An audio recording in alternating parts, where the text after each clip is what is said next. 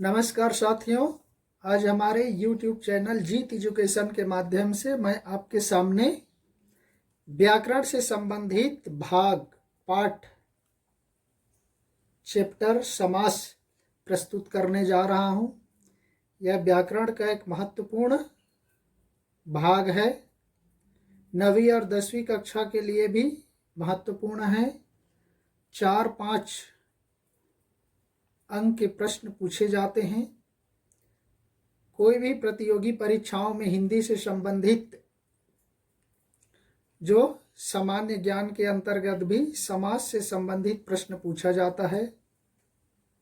तो आज इसके बारे में मैं आपको सरल रूप से ट्रिक के साथ आपको समझाने का प्रयास करूंगा, जो आपको अच्छा लगेगा। तो आइए चलते हैं समास के परिभाषा की ओर। दो या दो से अधिक शब्दों के मेल से जो नया शब्द बनता है उसे समस्त पद कहते हैं, और इस मेल की प्रक्रिया को समास कहते हैं। देखिए, दो या दो से अधिक शब्दों का मेल, संक्षिप्त में कहा जाता है शब्दों का मेल समास होता है। वर्णों का मेल संधि होती है। जो दो वर्ण मिल करके विकार उत्पन्न करते हैं उससे संधि बनती है, संधि होता है। और शब्दों का मेल होता है समास होता है। ये भी परीक्षाओं में पूछा जाता है। तो इस तरह से उससे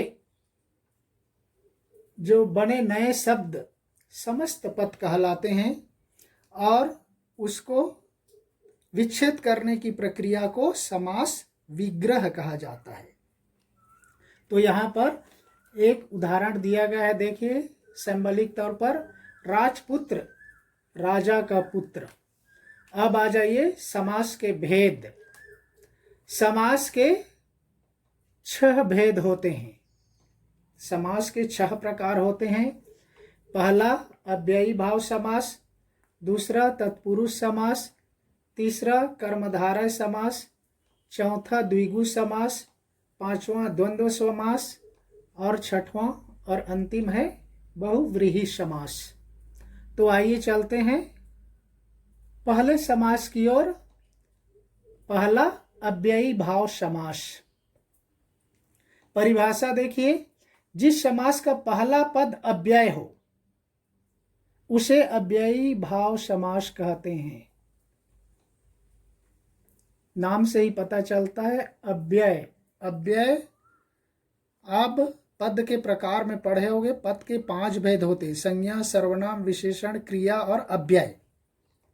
तो ये अव्यय है। अव्यय उन शब्दों को कहा जाता है जिनके रूप नहीं बदलते, अविकारी। अव्यय को अविकारी भी कहा जाता है, और जिनके रूप बदलते उनको विकारी कहा जाता है।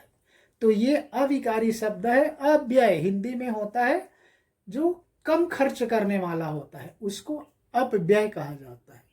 व्यय मतलब खर्च करना, अव्यय जो खर्च नहीं होता, अर्थात जिसके रूप नहीं बदलते, वो अव्यय है। तो इसलिए यहाँ पर देखिए, इसका पहला पद प्रधान होता है और अव्यय होता है। इसके पहचान के लिए देखिए, आ से शुरू होगा। आ, यथा, बे, नी, प्र, प्रति, भर। ये इस तरह के शब्दों से जो भी शुरू होता है वो अव्ययी भाव समास के अंतर्गत आता है। मैंने मैक्सिमम का उदाहरण देने का प्रयास किया हूं। उदाहरण में भी देखिए, जैसे आमरण, आ से आ गया आमरण, विग्रह है मरण तक। आजीवन, जीवन पर्यंत या जीवन भर।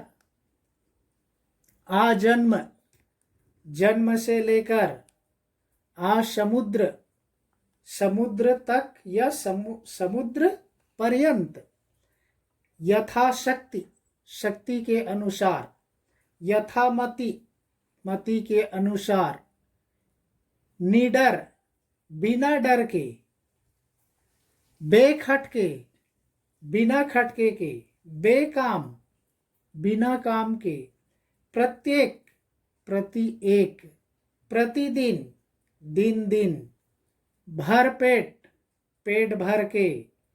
तो इस तरह से और बहुत सारे एग्जाम्पल हैं।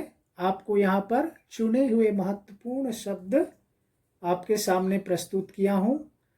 तो इस तरह से अव्ययी भाव समास है, ये अव्यय शब्दों पर ही आधारित होता है। इस तरह के और अव्यय शब्द किसी दूसरे समास में अन्य जो प्रकार बताया उसमें प्रयुक्त नहीं होता है। ये इसकी महत्वपूर्ण पहचान है साथियों। तो नेक्स्ट वीडियो में हम दूसरे समास के बारे में चर्चा करेंगे। तब तक के लिए धन्यवाद।